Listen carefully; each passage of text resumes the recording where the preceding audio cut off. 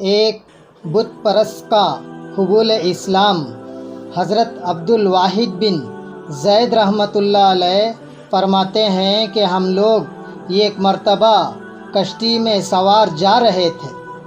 ہوا کی گردش نے ہماری کشتی کو ایک جزیرے میں پہنچا دیا۔ ہم نے وہاں ایک آدمی کو دیکھا کہ ایک بت کو پوج رہا ہے۔ ہم نے اس سے پوچھا کہ تو کس کی پرستش پوجا کرتا ہے؟ اس نے اس بت کی طرف اشارہ کیا۔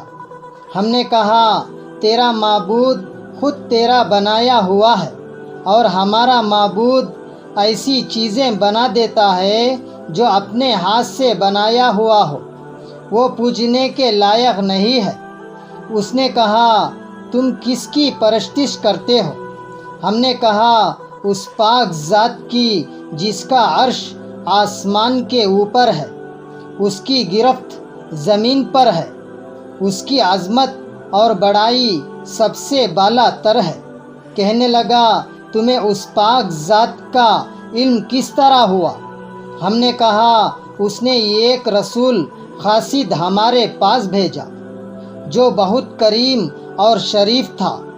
اس رسول نے ہمیں یہ سب باتیں بتائیں۔ اس نے کہا وہ رسول کہاں ہے؟ ہم نے کہا کہ اس نے جب پیغام پہنچا دیا اور اپنا حق پورا کر دیا تو اس مالک نے اس کو اپنے پاس بلا لیا تاکہ اس کے پیغام پہنچانے اور اس کو اچھی طرح پورا کر دینے کا صلہ و انعام عطا فرمائے۔ اس نے کہا کہ اس رسول نے تمہارے پاس کوئی علامت چھوڑی ہے؟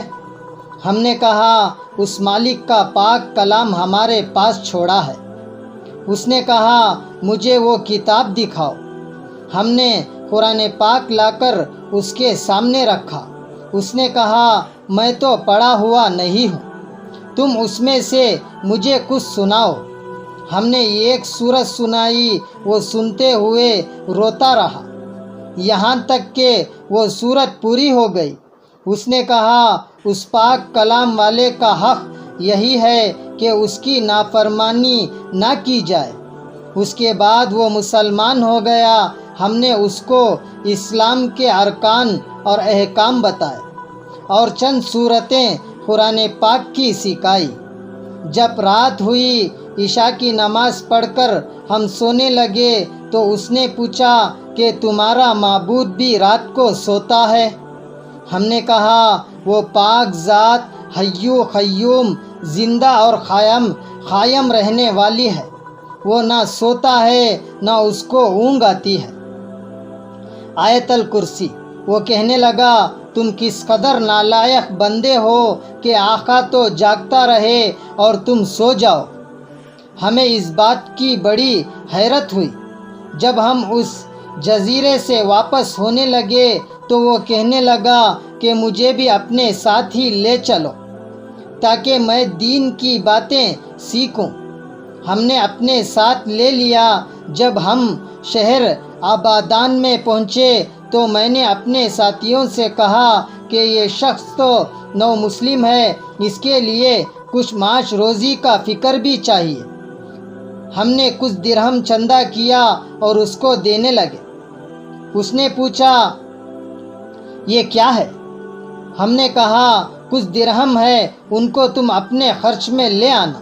کہنے لگا لا الہ الا اللہ، تم لوگوں نے مجھے ایسا راستہ دکھایا جس پر خود بھی نہیں چلتے۔ میں ایک جزیرے میں تھا، ایک بت کی پرستش کرتا تھا، خدائے پاک کی پرستش بھی نہ کرتا تھا۔ اس نے اس حالت میں بھی مجھے ضائع اور ہلاک نہیں کیا، حالانکہ میں اس کو جانتا بھی نہ تھا۔ بس وہ اس وقت بھی مجھے کیوں کر ضائع کر دے گا جبکہ میں اس کو پہچانتا بھی ہوں، اس کی عبادت بھی کرتا ہوں۔ 3 دن کے بعد ہمیں معلوم ہوا کہ اس کا آخری وقت ہے، موت کے قریب ہے۔ ہم اس کے پاس گئے، اس سے پوچھا کہ تیری کوئی حاجت ہو تو بتا۔ کہنے لگا میری تمام حاجتیں اس پاک ذات نے پوری کر دی جس نے تم لوگوں کو جزیرے میں میری ہدایت کے لیے بھیجا تھا۔ شیخ عبد الواحد رحمۃ اللہ علیہ فرماتے ہیں کہ مجھ پر دفتن اچانک نیند کا غلبہ ہوا، میں وہی سو گیا تو میں نے خواب میں دیکھا ایک نہایت سرسبز شاداب باغ ہے، اس میں ایک نہایت نفسین خبا خوبصورت گندب بنا ہوا ہے، اس میں ایک تخت بچھا ہوا ہے، اس تخت پر ایک نہایت حسین لڑکی کے اس جیسی خوبصورت عورت کبھی کسی نے نہ دیکھی ہوگی، یہ کہہ رہی ہے خدا کے واسطے اس کو جلدی بھیج دو۔ اس کے اشتیاق میں میری بے قراری حد سے بڑھ گئی، میری جو آنکھ کھلی تو اس نو مسلم کی روح پرواز کر چکی تھی۔ ہم نے اس کی تجہیز و تفکین کی اور دفن کر دیا۔ جب رات ہوئی تو میں نے وہی باغ اور خبا اور تخت پر وہ لڑکی اس کے پاس دیکھی اور وہ آیت شریفہ پڑھ رہا تھا، والملائکۃ یدخلون علیہم من کل باب،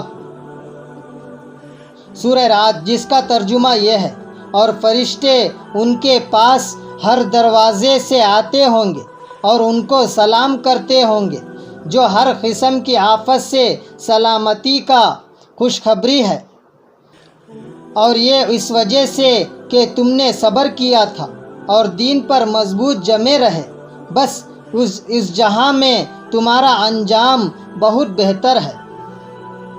حق تعالی شانہ کی عطا اور بخشش کے کرشمے ہیں کہ ساری عمر بت پرستی کی اور اس نے اپنے لطف و کرم سے موت کے قریب ان لوگوں کو زبردستی کشتی کے بے قابو ہو جانے سے وہاں بھیجا اور اس کو آخرت کی دولت سے مالا مال کر دیا۔ اللہم لا منیع لما اعطیت ولا معطی لما منعت، مالک الملک، جس کو تو دینا چاہے اس کو کوئی روکنے والا نہیں ہے، اور جس کو تو نہ دینا چاہے اس کو کوئی دینے والا نہیں ہے۔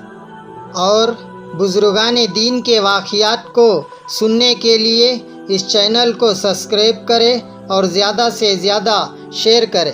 اللہ عمل کی توفیق عطا فرمائے۔